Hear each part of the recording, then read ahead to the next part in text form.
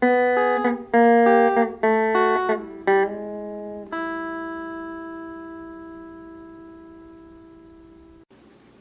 today I'm going to talk about the game Cyborg, the Ultimate Adventure from Excalibre Games in 1978. There's a chance that it's not actually the Ultimate Adventure, but we'll see how playable it is.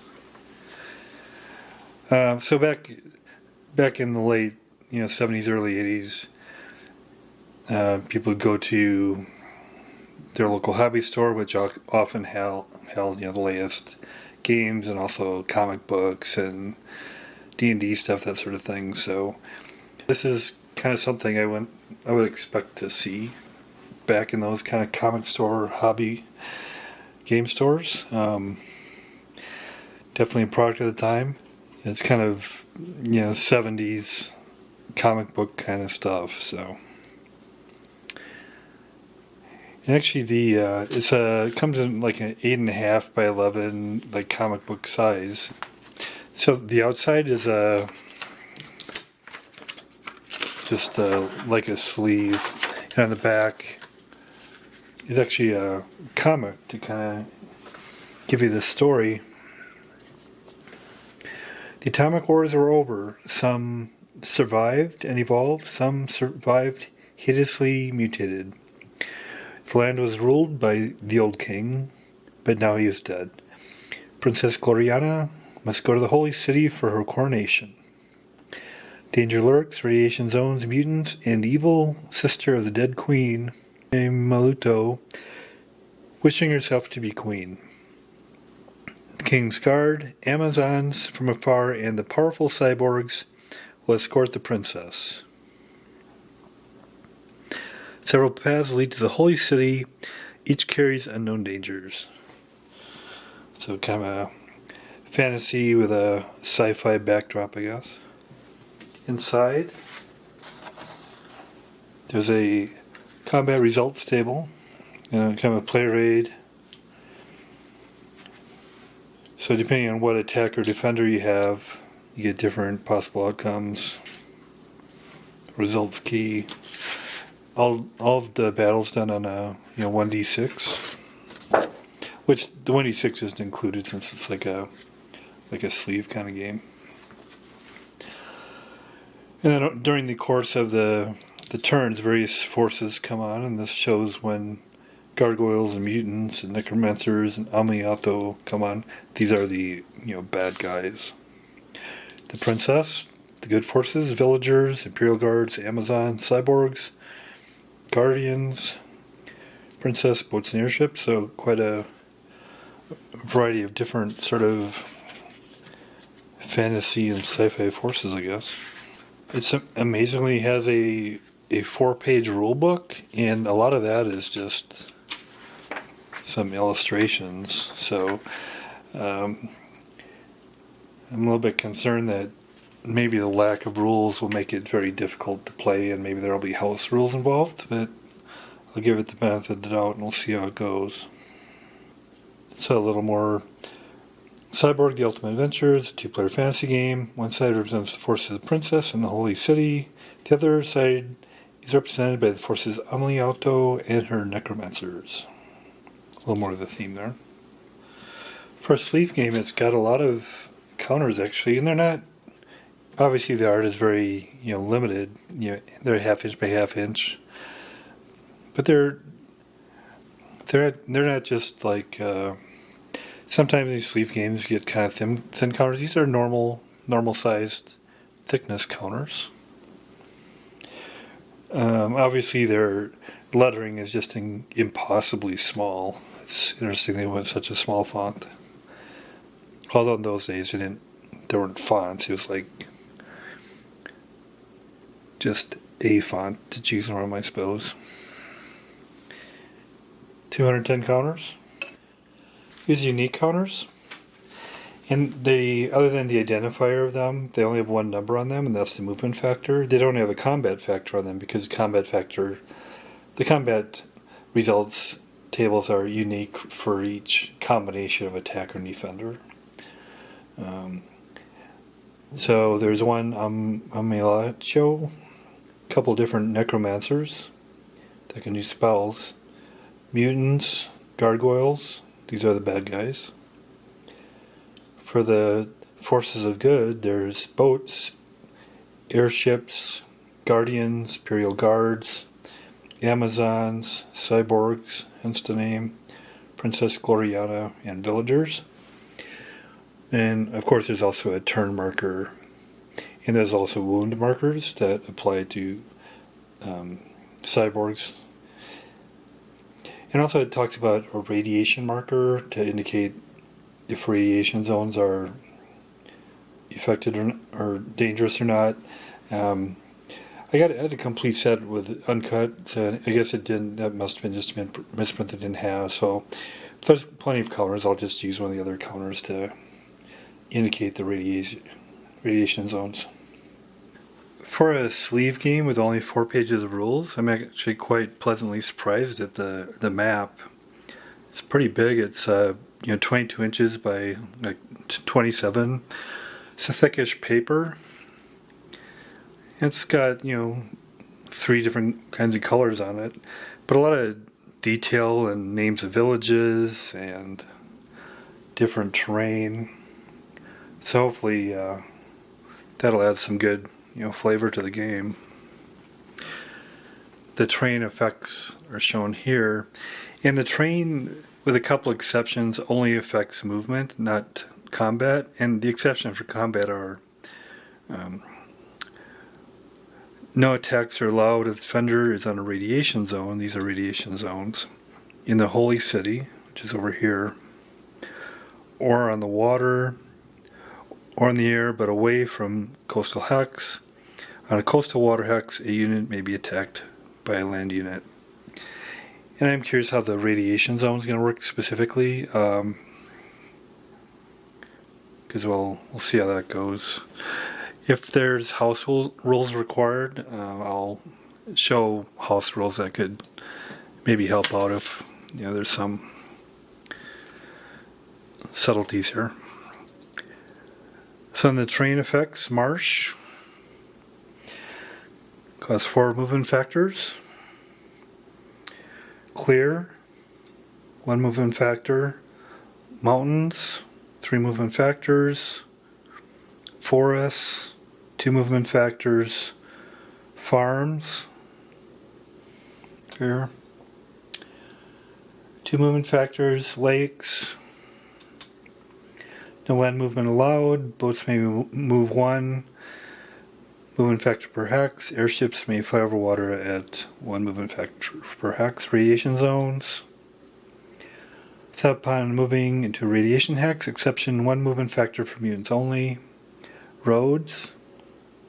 I assume these are roads. They don't exactly match with that. 1 movement factor. Posts.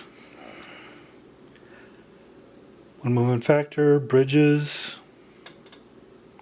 1 movement factor. Snake pits.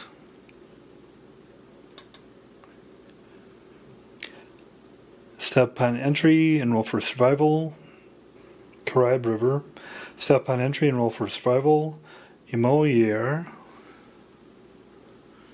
It's a volcano. Eliminated upon entry. Village.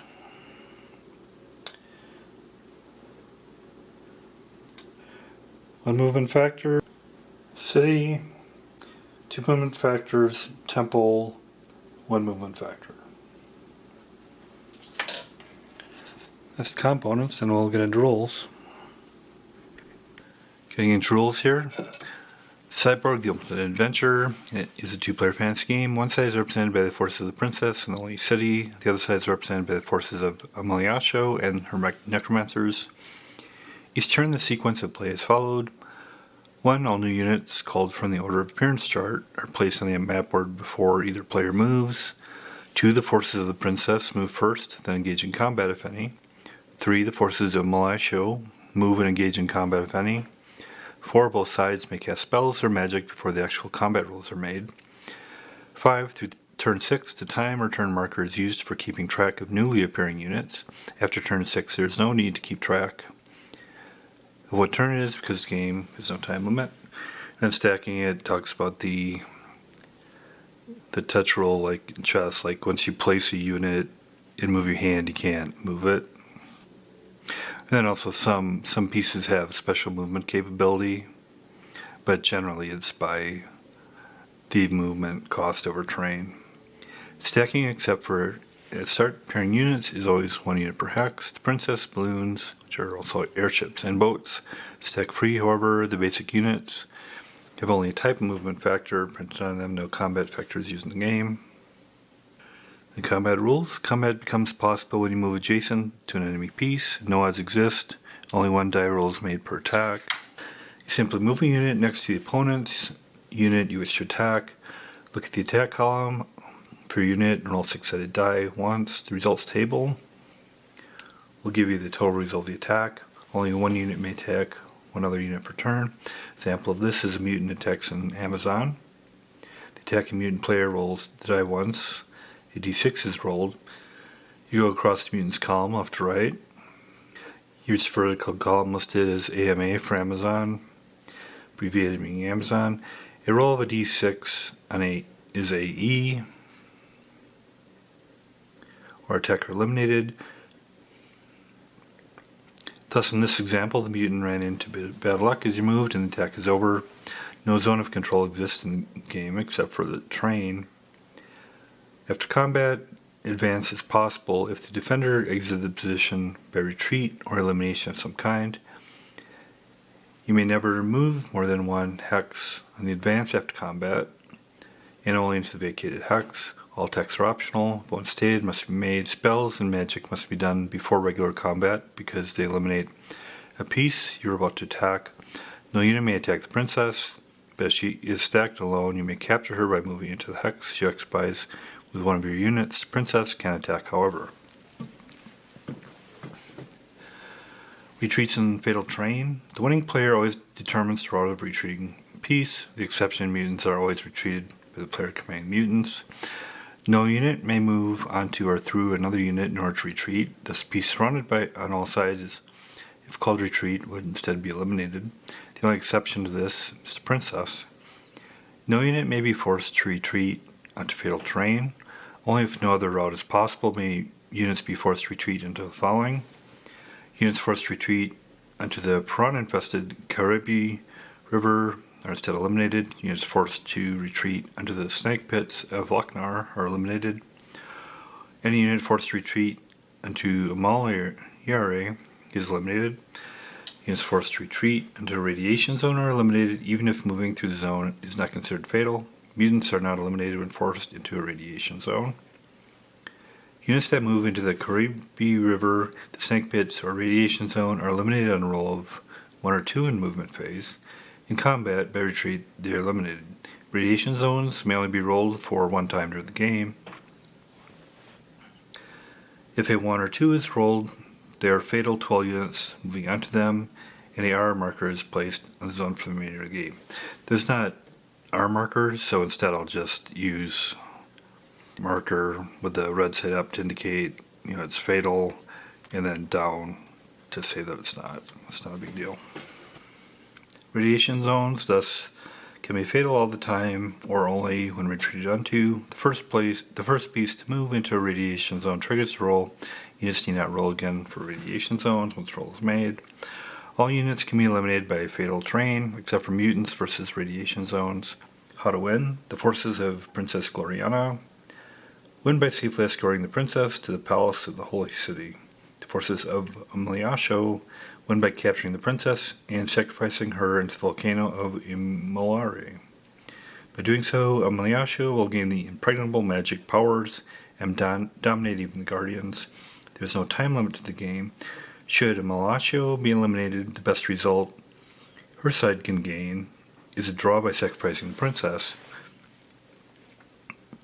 Should the princess be accidentally eliminated by terrain or adverse effects or such, the best her side can do is gain a draw by eliminating Amaliasho and the 2 necromancers. As soon as the princess reaches the Holy City, or as soon as she is sacrificed, the game is over. If a situation arises where it becomes obvious the game is a draw, both sides may agree to it and end the game.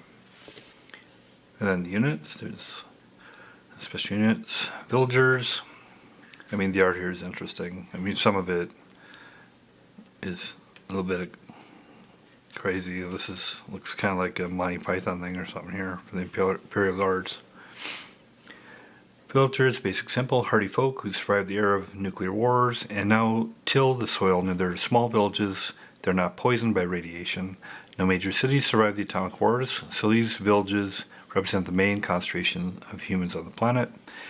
The Amazons, amazingly strong, agile, and beautiful women warriors, fiercely loyal to the princess and very skilled in combat. Mutants, hideous in appearance and heinous in habits. Mutants' simple minds and ravenous appetites make them easily manageable for Malashio's evil schemes. However, they have no ability to employ agriculture and must eat whatever prey they can find, including human. Snake attack is their strongest ability. Imperial Guards, sworn to serve the king and now his daughter, the princess, these loyal guards are skilled in both blaster and sword. They have never retreated in battle and will stand to the last man rather than falter against an enemy. Gargoyles, it is time. Once every half millennium, the gargoyles hatch. To protect the secret of their breeding grounds, they have agreed to aid Malashio. Should Malashio fail, the gargoyles would be free of her spells and may immediately exit the game. The forces of the princess may call for their withdrawal if Malashio is eliminated. No special rules for gargoyles on flight and hatching. Cyborgs. While most machines and technology were destroyed by the wars, evolution did occur in some areas of science. The ultimate evolution in man was the building of cyborgs. Half man, half super advanced robot. Cyborgs can be killed, but trying to attack them is usually fatal. Necromancers, Nutrek and Kood are the two fallen guardians enlisted by Malashio to further her plans. Their desire for revenge against Holy City makes them good tools for the evil queen. Spells are their main power. Guardians. The guardians of mind and magic are the protectors of the Holy City and will crown the princess upon her arrival. Because of a vow, they may never leave the sacred soil of the island they are on. Their power may reach anywhere in the board, however. See Magic and Mind chart, which is here. So, Malashio, the sister of the dead king, who craves the power to be gained by ruling the land of all forces of magic, but first she must use all her lackeys to capture the princess and sacrifice her, thus eliminating her only rival for the throne. Her claims to be queen can only come to be by force, and she is willing to use it. Gloriana, the beautiful daughter of the dead king, Gloriana will bloom into full power as queen when the crown of potentates is placed on her head in a coronation ceremony in the holy city where she will reign. Her trust is in the cyborgs and her loyal Amazons and guards. Boats. Boat counters docked on the major lakes separating the island of the Holy City from the mainland can be used to carry one piece plus the princess. The boat pieces may move on their own up rivers or across any water body. They move 6 water hexes per turn and may be captured by either side. You must stop on them the turn you board them, but the following turn you may either move on water or move and then land too. They must be adjacent to the coast to be landed on or off. Airships, 2 ancient airships or balloons still exist. They are moored at an ancient Imperial airfield near the Bay of Imperium Village. They may carry one piece up to 8 hexes in the air, and if forced to land over water during a storm spell, are instead destroyed with their occupant. Either side may use them, and they are captured simply by moving whatever units onto them. As with the boats, they are considered under control of the forces of the princess at the beginning of the game, and may move alone or the unit on them. It takes 1 turn to board them. By the turn you place a unit on them, you must wait. And then next turn you may fly. You may fly and land a unit on the same turn. Flight rules. No unit while in flight may be attacked. Since only airships and gargoyles in a limited way can fly, this should not be difficult to observe. Gargoyles may never end a turn in flight. Gargoyles may fly 3 hexes of their 8 hex movement factor. This allows them to fly over dangerous terrain like the Caribbean River. Wounds.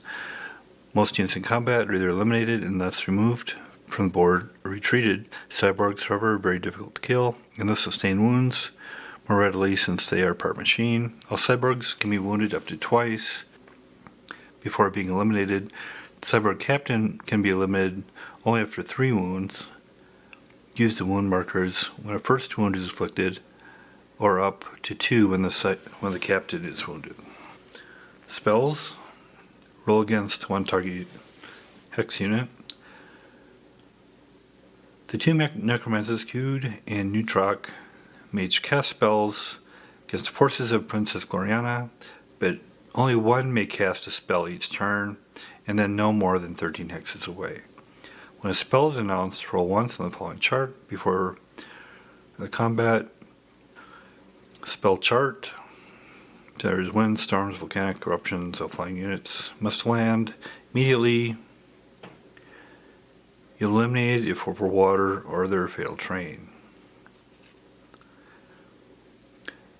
Units on target hex and all those units adjacent are fooled by illusions and may not move or attack next turn. 3. Confusion, panic. Target hex unit must retreat 2 hexes. If all retreat units are blocked, the unit is eliminated. Spell fails, no effect. The target unit is stricken dead, removed from board.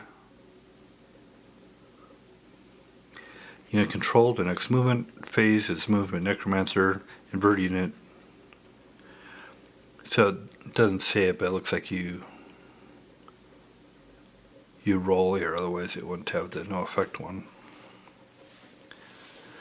Guardians and cyborgs and the princess are never affected by a spell. Should the princess be sacrificed, and Walasho may begin casting spells every turn, and she may cast against the cyborgs except the captain.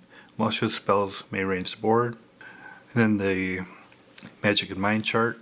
The guardians may cast 1 magic spell per turn and 1 mind spell per turn. Magic may be used against regular forces in Walasho and against the necromancers. Mind may only be used against mutants. No spells may be cast against Walasho, and all spells of either type may range the board. The magic chart results have 2 results. A is versus regular units like mutants and gargoyles. B results are against necromancers only. The mind chart is used for mutants only. Only 1 hex may be the target of the spell. The magic chart. 1 roll per turn. 1 of 2. Units disrupted, removed from the board, no effect. So B is against necromancers only.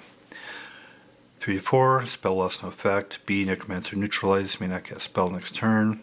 5, 6. Target unit teleported to the same bits of Lucknar, same as retreat. B, no effect. Mind chart, 1 roll per turn.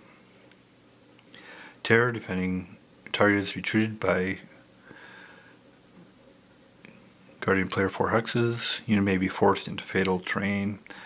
Mutant madness. If mutant is adjacent to mutant gone mad, both kill each other and are removed from the board. No more than 2 are eliminated. Brain death, mutants eliminated. Brain is snuffed out by mind power of the guardian. Mutant target piece is eliminated. Okay. Captures. Boats and airships may be captured simply by moving a piece onto them. If a defender unit is on the same hex as the boat or starship, you cannot move onto them until you've eliminated the defending enemy piece, since you may never move onto another enemy unit except boats, airships, and princess. The princess may be captured by simply moving a piece onto the hex she occupies, assuming again she is alone on the hex. She may then be carried off normal movement rate of the carrying piece minus 2 movement factors each turn. The 2 factors is for the effect of the effort involved. Pieces carrying the princess may be attacked. The princess piece may only be eliminated by being placed on the volcano malaria or by fatal terrain. A piece capturing the princess that has not used all its movement factors may carry her off the same turn she is captured, up to the movement factors left minus 2. Should a piece that has captured the princess be eliminated, she is immediately free again. While held by a hostile piece, the princess may not move in her turn. Game ends. The game ends when the princess is sacrificed or safely reaches Holy City. There's no time limit in the game. If you hatching gargoyles, the gargoyles begin hatching turn 1, they increase geometrically to the end of turn 5. And this shows the order of appearance here. Example, turn 1, there's 1 gargoyle on the board. Then turn 2, 2 are on the board. Turn 3, 4 on the board. And turn 4, 8 are on the board. Turn 5, 16 on the board, assuming they're all has, no losses. On turn 6, any gargoyles eliminated in turns 1 to 5, but no more than the same number remaining may hatch as bonus. In no time, there may more than 16 gargoyles be on the board. In summary, each turn, the gargoyles double their number until are hatched. They must stay near the hatching ground when appearing, as called from the appearance chart. And then the combat results table, which is shown here, is different effects of the attacker defender. Note, only Captain of Cyborgs may attack Necromancers or Malashio. Using chart for an attack nullifies the ability of the Necromancer to throw a spell that turns regular attack is made. Guardians may make a regular attack instead of casting magic or mind spells. They may not do more than 1 per turn. Then the various results of combat are shown here. The results key, X, no effect. EL, each side loses their unit. AR, attacker retreats 2 hexes, attacker's choice. AE, attacker eliminated, remove attacker unit. DS, defender slain, remove defender unit. DR, defender retreats 2 hexes, defender's choice. DE, defender eaten, remove defender unit. W, wounded, place wound counter under unit. May result in elimination. There's enough wounds. AD, attacker disintegrated with laser fire. And also defender blasted, unit hit by exploding bullets and removed from the board. WAE, attacker is eliminated, but defender is wounded. DSW, defender slain and removed, attacker is wounded. DM, defender melted by fire, remove defender unit. DD, defender disintegrated, remove unit. PW, princess wounded in battle, must not move the next turn to recover. Then we'll get into setup and play. Here's setup at the beginning of turn 1. The initial placement of units and where they come on in subsequent turns is shown here. For the princess, most of the forces are initially on there in turn 1. There are some Imperial Guards that enter on, there's 5 that enter on turn 2. Amazons, 5 enter on turn 2, 5 enter on 3. For the other princess forces, the villagers, you put 1 each on each village, and then you put the remainders on a spot next to a village. Imperial Guards, 15 go at the start position. You'll see it gets kind of crowded up there. 5 around in the Holy City, and then 5 around these different post hexes around.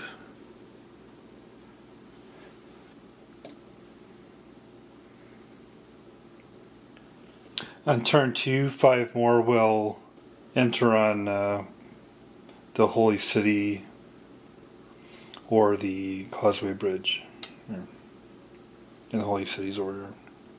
Amazons, turn 1, 7 are at the start position, and then turn 2, 5 come in, turn 3, 5 more come in. Cyborgs, all 10 of them are at the start position. Guardians, 2 are in the Holy City. Princess, she starts up here at the start position. Boats, they're at the docks. And the airships, both of them are on the air bases. As far as the forces of Malashio, several come in turn 1 and then others come in later. Malashio is adjacent to the Amoliore volcano. The 2 necromancers are also adjacent to the volcano. On turn 1 there's 40 mutants, and then on turn 2, 20 come in, 3, 20, turn 4, 4 more come in. And they all start in the radiation zones. Gargoyles, only 1 comes in turn 1, and they start in the hatching area. They appear within 3 hexes of the hatching grounds. On turn 2, one more comes in. Turn 3, 2. Turn 4, 4. Turn 5, 8. And then additional come in turn 6. So that's all the forces. So far it looks pretty good. I'm curious how it's all going to play out. And we'll get into play. Just at the end of turn 2 here, about to start turn 3. Kind of showed where I'm at. So I got airships and boats going. This boat has a Imperial Guard on it. This one doesn't have any troop on it. The airships. This airship has a Imperial Guard on it as well. That was from this post. And this one doesn't have anybody on it. Moving up to see if we can try to get the princess, I guess. As far as the troops, I have them coming in off here. They're gonna pretty much try to go right down this way to get to the Holy City and Palace. They're spreading out a little bit so that they don't get flanked, I guess. Mutants are coming in the radiation zone there, obviously. They're gonna kind of spread out a little bit to kind of form a line here, I guess, and they're sending some up here to meet them. There's been some damage. The mutants have taken mutants have taken a little more damage than the Imperial forces, who have lost some villagers, mainly Imperial guards, a couple Amazons.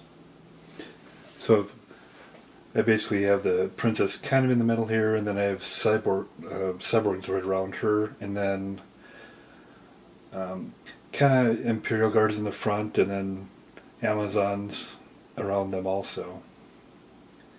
But to kind of have them kind of surround her, I guess. I have the Guardians staying here in the Holy City. Imperial guards are on the causeway here. Necromancers, I have one staying around Nemlatio, and the other has moved up here to get within range. So that's where we're at. And then we're starting turn 3 here. First of all, you place the new forces from the chart here at the beginning of the turn. So for the princess, on turn 3, they get 5 more Amazons. And we put the Amazons up at the starting position here. As far as the forces of Nemlatio, we get 2 gargoyles are going to hatch. 20 more mutants come in. And they go in the radiation zones. So we'll set those up.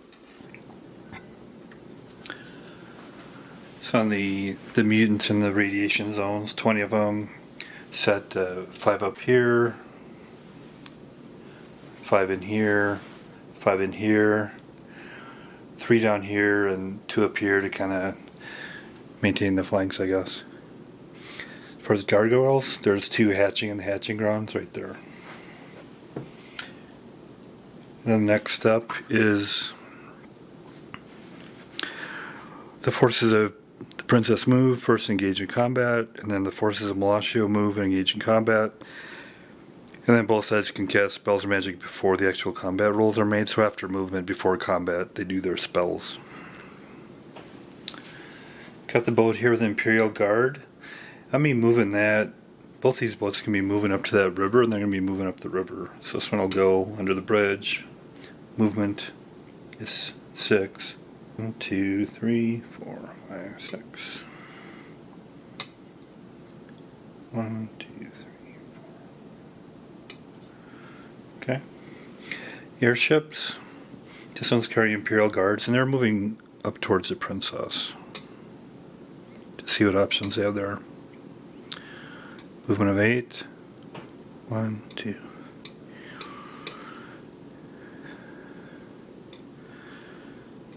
And has an Imperial Guard on it. This one's moving up.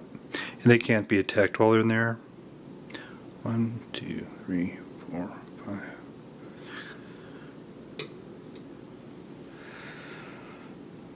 So they'll see if they can pick up some forces up here. Hopefully the princess, will see what happens.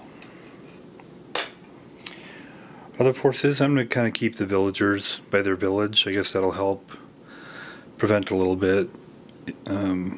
Mutants coming around there, we'll see what happens. And then I'll start moving these forces out. Again, they're moving allowance with the terrain effects. Clears the cost of 1.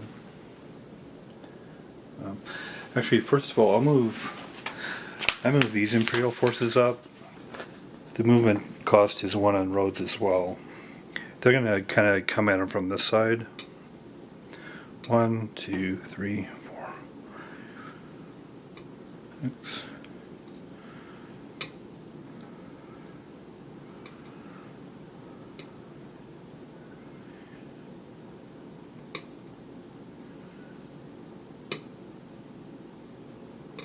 To kind of keep them, because I need to bring the princess to the city and maybe they can escort her coming in there.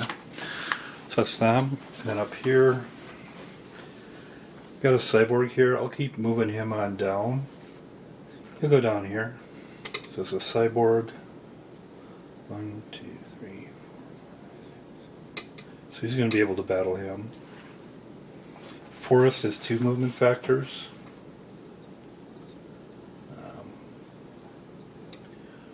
1, 2, 3, 4, 5, 6. 1, 2, 3, 4, 5, 6.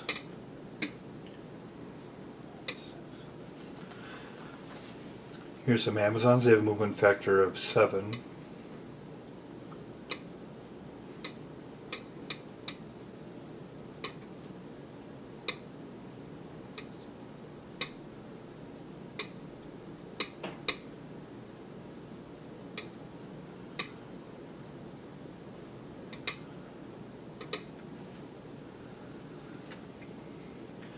These will be coming off a starting position here, so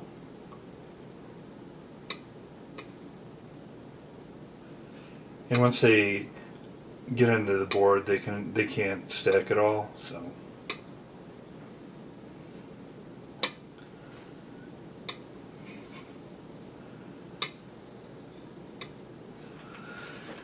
and these ones will engage the mutants here.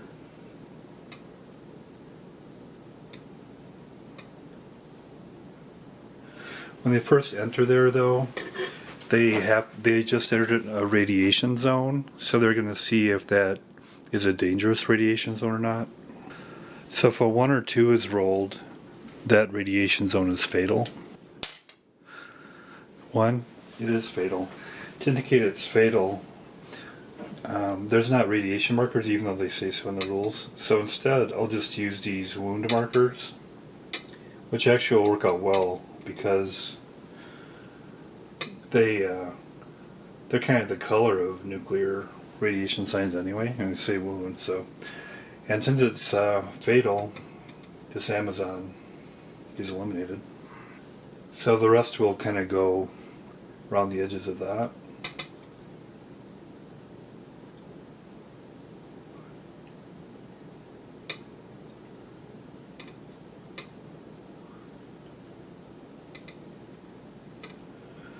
And be meeting up with these forces.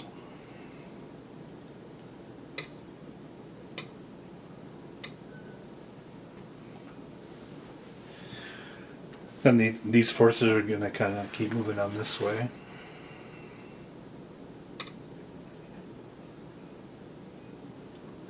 I'm kind of send the Imperial Guards first, along with the Amazons.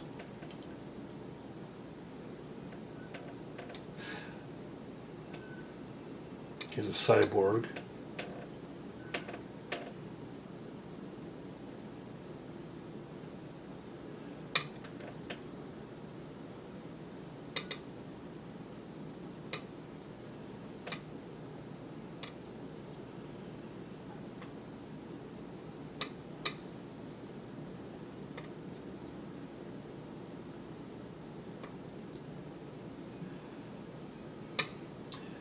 Cyborg, 1, 2, 3, 4, 5, 6, 7.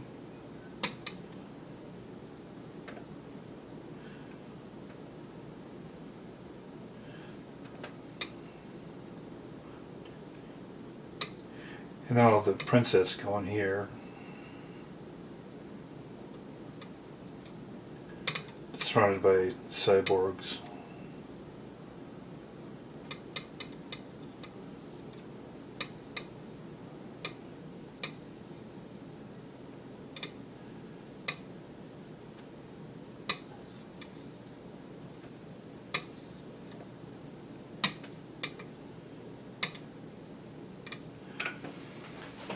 That's the movement of their units. Then we'll see what spells we're going to do before combat. So there might be a little bit of interpretation involved there, because here it says the Guardians may cast one magic spell per turn and one mind spell per turn. So it says Guardians. It's not clear if that's each Guardian or the Guardians together. Since it looks like, it's maybe a little bit balanced right now, and I have been doing the Guardians do one magic and one mind. I'm just going to keep doing that, but it's not the intent. We'll do a house roll. If you want to make it more difficult, you can have each Guardian do a magic and mind, I guess. And they're safely over here in the Holy City, and they can cast across the board. So for their magic, we'll roll for that. First, their target, they're gonna,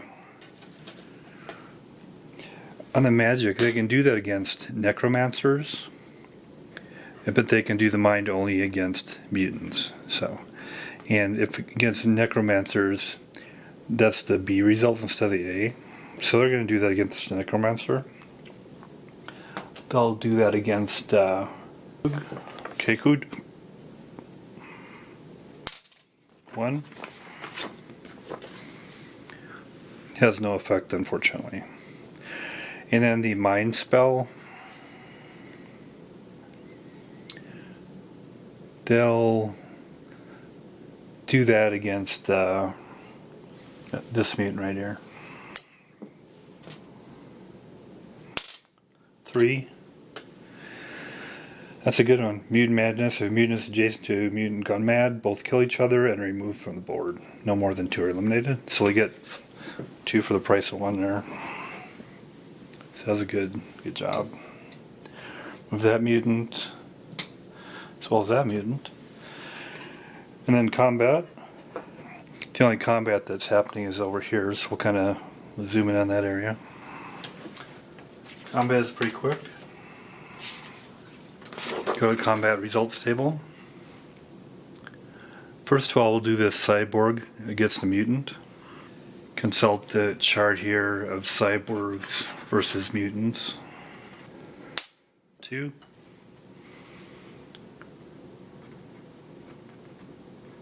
DD.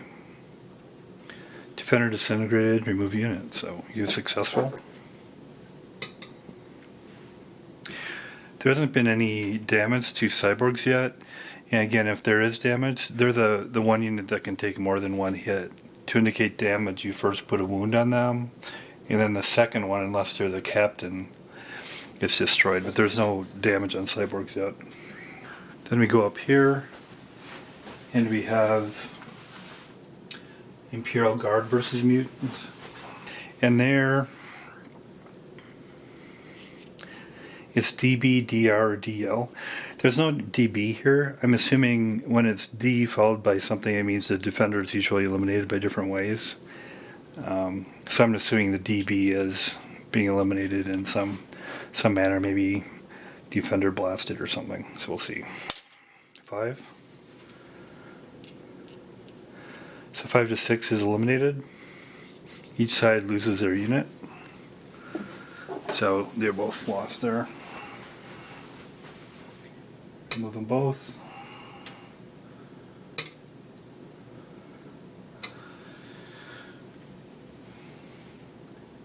So here we have he's not entering the radiation zone, but he's battling him on the edge. A cyborg versus mutant.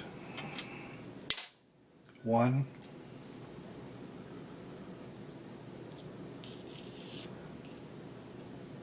DD. Defender disintegrated.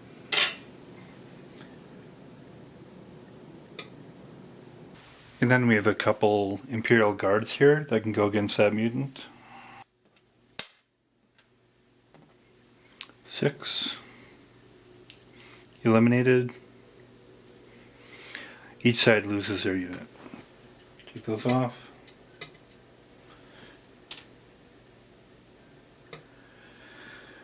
And this guard isn't adjacent to anything anymore, so since there's nothing else adjacent, there's no more battles. And then we'll go to the Amalashio forces.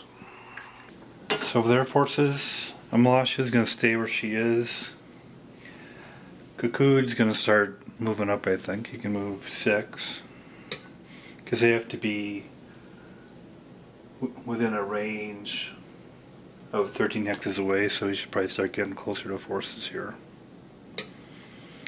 1, 2, 3. He wants to stay behind the alliance because he doesn't want to get hit in combat. New truck will go. So it costs 3 to go across mountains.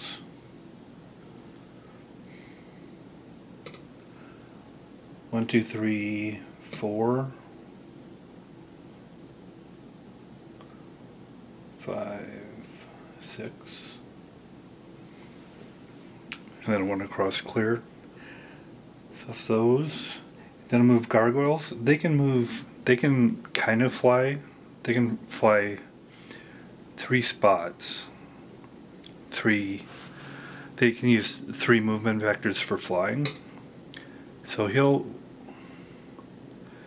going to fly up here, so he's going to go 1, 2, 3. Then he'll start 4, 5, 6, 7. He's going to stay back at the bridge because he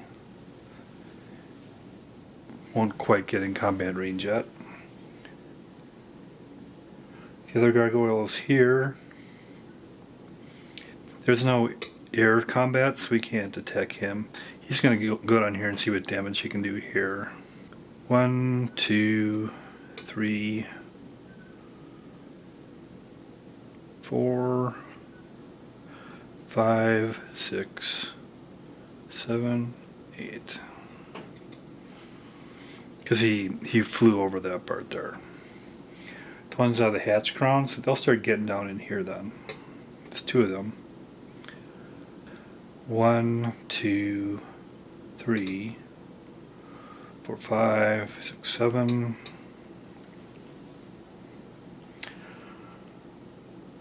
So that's the gargoyles. And then the mutants, they'll start backing up over here to kind of prevent them from coming in. So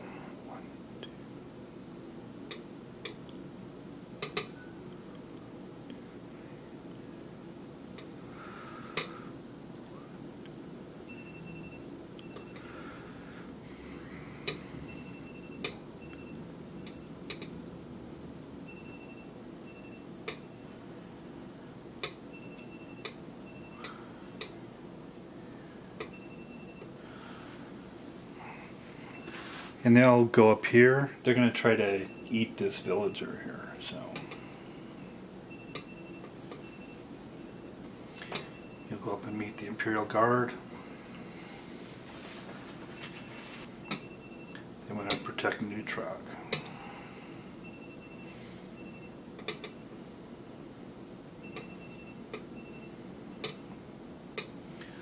Let's stay where they're at.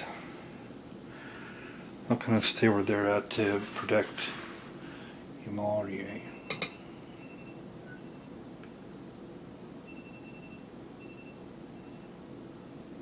Move up a bit here.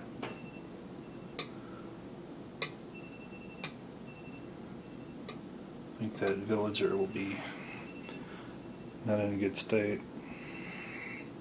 They'll kind of stay where they're at there.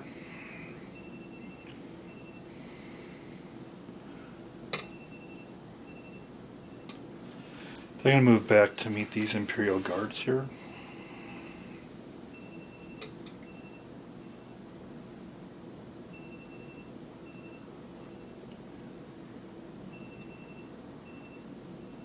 Gotta go through the villager first.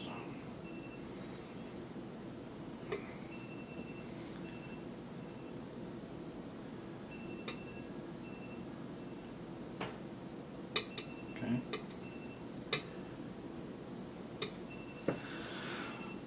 So let's move what they'll do. We'll do the spells. Either, so one of the necromancers per turn can do a spell, and they have to be within 13, so let's see who's within 13. They're both within 13 of some units here. We'll go against this Amazon.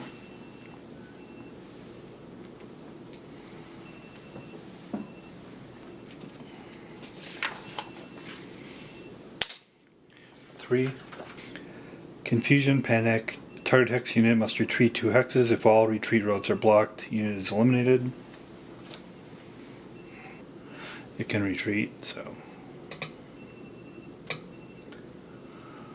it didn't help too much. We do combat.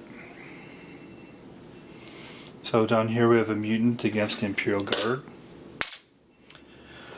1. Mutant to Imperial Guard.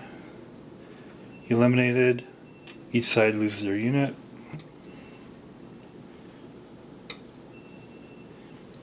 Mutant to Villager. Eliminated, so he put up a fight.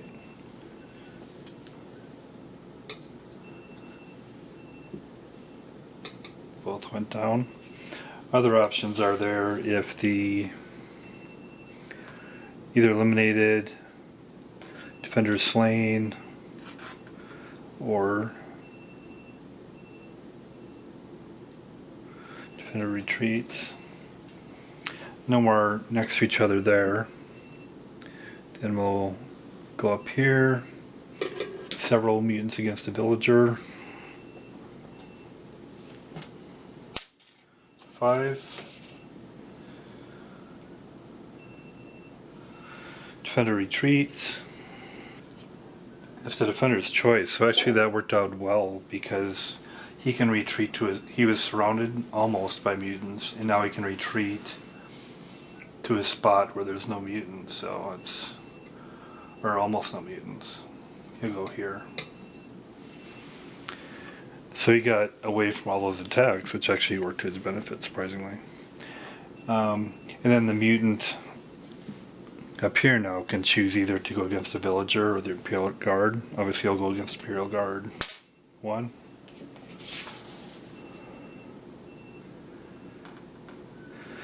Eliminated, so that was useful as well.